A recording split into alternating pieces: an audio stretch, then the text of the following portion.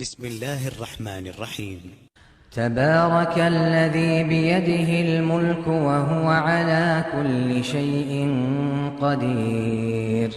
الذي خلق الموت والحياة ليبلوكم أيكم أحسن عملا وهو العزيز الغفور، الذي خلق 7 سماوات طباقا ما ترى في خلق الرحمن من تفاوت فارجع البصر هل ترى من فطور ثم ارجع البصر كرتين ينقلب إليك البصر خاسئا وهو حسير، ولقد زينا السماء الدنيا بمصابيح وجعلناها رجوما للشياطين وأعتدنا لهم عذاب السعير، وللذين كفروا بربهم عذاب جهنم وبئس المصير، إذا ألقوا فيها سمعوا لها شهيقا وهي تفور تكاد تميز من الغيظ، كلما ألقي فيها فوج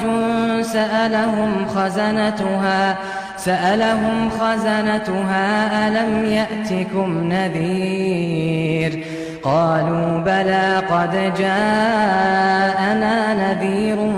فكذبنا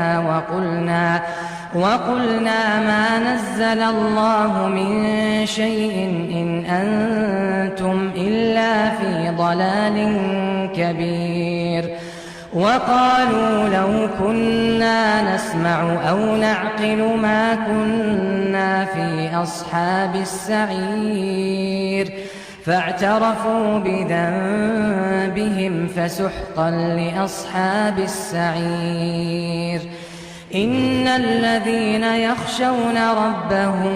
بالغيب لهم مغفرة وأجر كبير،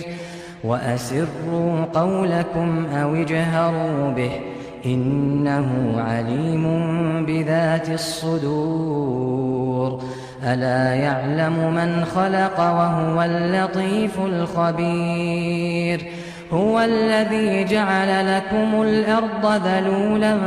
فامشوا في مناكبها وكلوا من رزقه وإليه النشور، هو الذي جعل لكم الأرض ذلولا فامشوا في مناكبها وكلوا من رزقه وإليه النشور،